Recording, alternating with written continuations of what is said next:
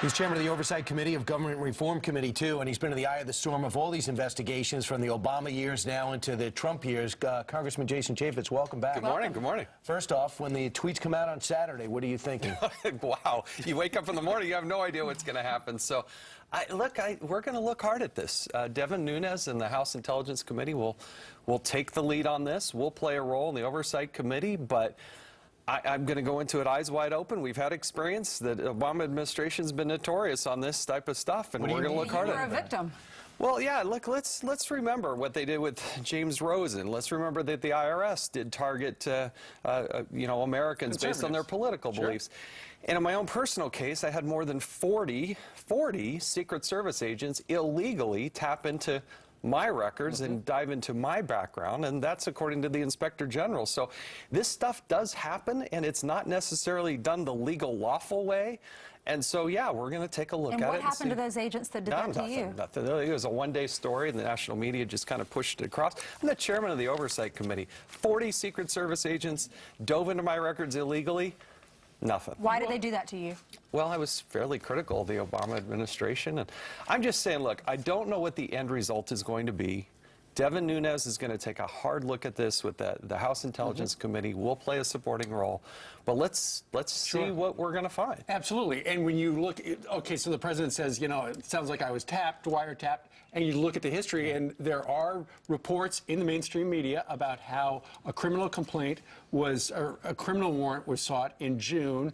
It was denied. Then it became a FISA request, and it was granted. So it looks like the administration was trying to get into the business of investigating Trump before a presidential election, which is unheard of.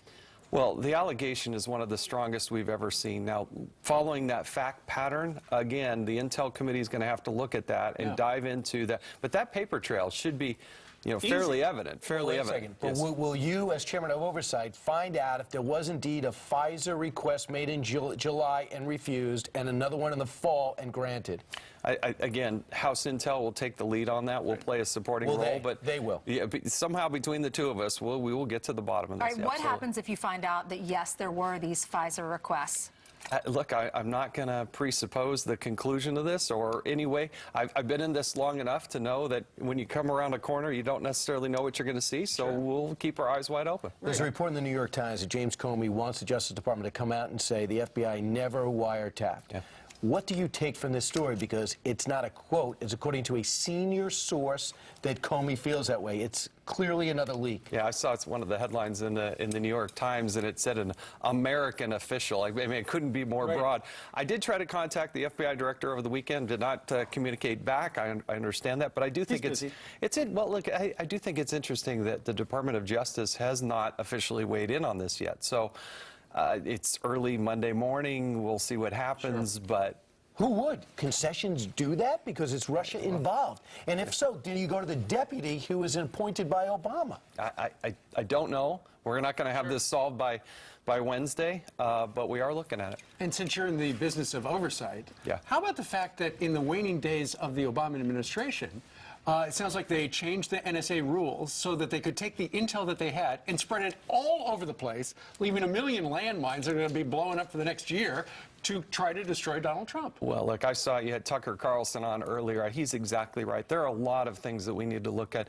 What is the government doing in that regard? What are they doing with facial recognition? What are they doing with tracking your geolocation? These are all things that we have been trying to get answers from the Obama administration on that they would not answer. So we'll continue to look at that. Let's talk about Obamacare. Will there be a replacement this week? There are reports that there could be a replacement. Yeah, I think that would happen perhaps as early as today, and I think even before the end of the week, we very well may see a markup, which is when it goes to the committee, and then they can actually offer amendments and have the back and forth. And I love the process that we're going through. Rather than the Democrats in the dead of the night introducing something and then voting on it hours later, we're going to have an open process where they can actually offer amendments in the committee.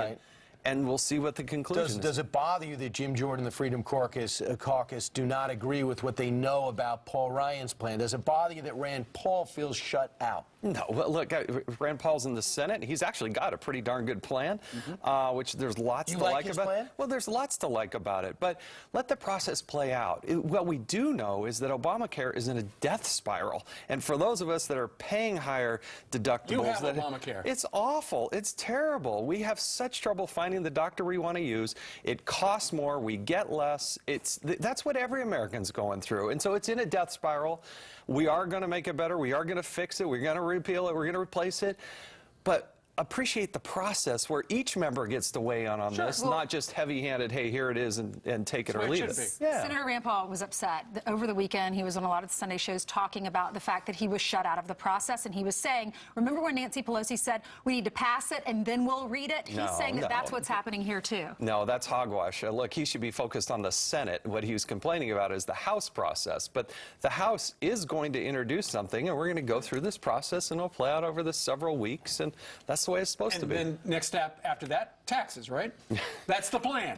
Look, we're going to get some big things done, and that's what President Trump wants to do. It's what I want to do. It's what America elected us to do. So that's what we got to do. Has the Russian turbulence slowed down the agenda? No, look, we can walk and chew gum too, and these are very serious allegations. But I see, the Democrats are over there flailing with their heads on fire, and they still can't figure out how they lost the election. But I see no evidence of collusion between the Russians and the Trump campaign. There was some incidental communication or contact, but where's the evidence on that? They just don't see it. Don't you think that if they had information that would tie, Jeff Sessions, there's a picture of him getting the envelope full of the 50s with the microfilm, we would have already seen that. Yeah, they want to play that movie. They just don't have it. And so, but the Intel Committee, the Oversight Committee, we're taking this very seriously, and we will dive into it, and we will look at it and see where it takes us. Great.